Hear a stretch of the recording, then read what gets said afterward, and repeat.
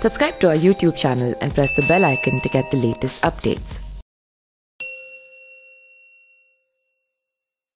नमस्कार, मैं पिंटू सिंह यादव आप सभी का स्वागत करते हैं न्यूज़ लाइव में। जैसा कि आप सभी को पता है कि राजस्थान में जो सियासत है वो काफ़ी ज़्यादा तेज है और तेज के पीछे का रीज़न क्या है आप सभी को पता है।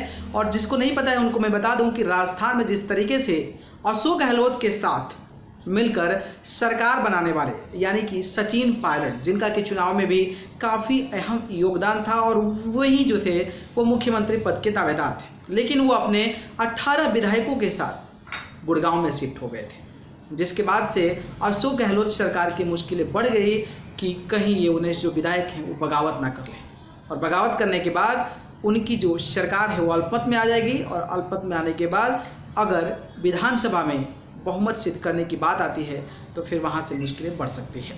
लेकिन जिस तरीके से सियासत का लहर उठा उसके बाद से अशोक गहलोत ने एक एक करके अपना पासा फेंकना शुरू किया और वह भी अभी इस स्थिति में है कि उनकी सरकार अभी तक बची हुई है। और बचने का रीज़न भी क्या है क्या नहीं उसके बारे में चर्चा करूंगा। और आजकल जो है खास करके अगर हम बात करें महामहिम जो कहे जाते हैं राज्यपाल और अशोक गहलोत सीएम के बीच में क्या क्या ऐसे बयानबाजी हो रही है, क्या क्या ऐसे भिड़ंत हो रही है, उसकी जानकारी मैं बताऊंगा। और अशोक गहलोत के लिए एक राहत की खबर है उसके बारे में भी आज मैं पूरी जानकारी देने वाला हूं। तो ये सब सियासत जो ड्रामा हुआ है, कब क्या हुआ, कब विधायक गए, कब क्या हुआ, कितनी मीटिंग हुई, नहीं गए सचिन पायलट को हटा दिया गया उप मुख्यमंत्री पद से और एआईसीसी के जो कांग्रेस के राष्ट्र जो वहाँ पे प्रेसिडेंट थे राजस्थान के सचिन पायलट को हटा दिया गया था। इसके बाद से सचिन पायलट ने अपने 19 विधायकों के साथ जो है कोर्ट में चैलेंज कर दिया और कोर्ट में चैलेंज करने के बाद अब जो है सचिन पायलट को उस समय राहत मिल गया था और राहत मिलने के बाद अशोक गहलोत की लगातार मुश्किलें बढ़ रही थी। मुश्किलें इसलिए भी बढ़ रही थी कि अगर उनके सचिन पायलट के 19 विधायक जो हैं वो अयोग्य घोषित नहीं होते हैं तो फिर अगर उल्टा जाकर वोट कर देते हैं, कांग्रेस छोड़कर किसी और पार्टी को वोट करते हैं तो इनकी सरकार जो है अल्पमत में आ जाएगी और इनकी सरकार गिर सकती है।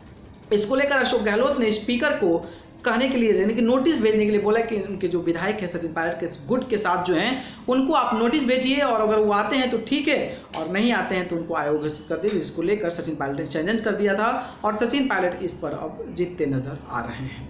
वैसे अब अगर हम स्पीकर की बात करें तो स्पीकर ने जो अपना वो चैलेंज किया था उसको अब एक्सेप्ट करने के बजाय उसको इग्नोर कर दिए हैं, यानी कि उसको वापस ले लिए हैं। और इसके बाद से अब ये कहा जा रहा है कि शायद अशोक गहलोत एक नया गेम खेल सकते हैं। जैसा कि आप सभी को पता है कि अशोक गहलोत जो है राजभवन के घेराव के लिए भी धमकी दिए थे और अशोक गहलोत ने कहा था कि अगर राजस्थान की जनता आकर राजभवन का घेराव करती है तो इसकी जिम्मेदारी मेरी नहीं है। कहीं ना कहीं अशोक गहलोत जो है वो डायरेक्टली नहीं लेकिन इनडायरेक्टली भाषा में महामहिम को भी ये संदेश दे गए कि आपको हमारी बात भी माननी पड़ेगी। लेकिन कई सारे मामले आए, कई सारे ऐसी चीज़ें आई, कई सारे ऐसे आरोप लगे कि अगर कैबिनेट कह रहा है तो फिर राज्यपाल जी कैबिनेट की मीटिंग या फिर विधानसभा क्यों नहीं बुला रहे हैं। और उन्होंने इस प्रकार का फैसला लिया है महामहिम कि अब अशोक गहलोत को कैबिनेट विस्तार यानी कि जो कैबिनेट यानी कि जो विधानसभा है उसको बुलाने के लिए उनकी जो हामी है वो भर दी है। और जैसे ही हामी भरी है और ऐसा कहा जा रहा है कि अशोक गहलोत को अब चांदी हो गया है और अशोक गहलोत को काफ़ी खुशी हुई है। लेकिन इसके साथ महामहिम ने कुछ ऐसे भी चीज़ें रखी हैं, उनके सामने शर्त रखी हैं जिसको कि आपको फॉलो करना पड़ेगा। जी हाँ, विधानसभा सत्र शुरुआत करने के लिए पहले तो 200 जो एमएलए होते हैं उनकी पूरी सेफ्टी और खास करके इस कोरोना काल में जिस तरीके से असुरक्षा को लेकर ये सवाल उठाए जाते हैं उसको लेकर एक बड़ी चुनौती होगी। प्लस जो 1000 स्टाफ विधान परिषद में विधानसभा में काम करते हैं उनका आपको ध्यान रखना है, सोशल डिस्टेंसिंग का ख्याल रखना है। अगर बहुमत परीक्षण होता है तो हाई कमान की जो मीटिंग्स होती है उनके माध्यम से होगा और वीडियो कॉन्फ्रेंसिंग के जरिए होगा। हालांकि जैसे ही राज्यपाल ने संदेश दिया उसके बाद से शायद अशोक गहलोत के लिए खुशी की खबर है, लेकिन रणनीति और सचिन पायलट कहाँ अभी भी शांत बैठने वाले, कोई ना कोई तो गेम जरूर होगा। क्योंकि इतने बड़े लड़ाई को लेकर अगर सचिन पायलट अलग हुए हैं और अभी भी लड़ाई कोर्ट में लड़ रहे हैं तो इस प्रकार की अगर बातें आती है तो कोई भी नेता कैसे चुप रह सकता है।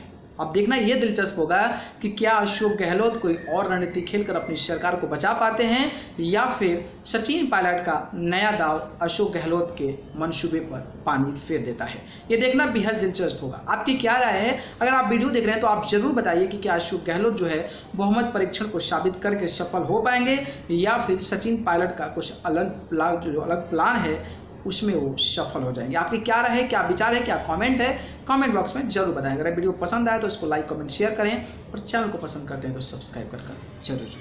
धन्यवाद। Subscribe to our YouTube channel and press the bell icon to get the latest updates.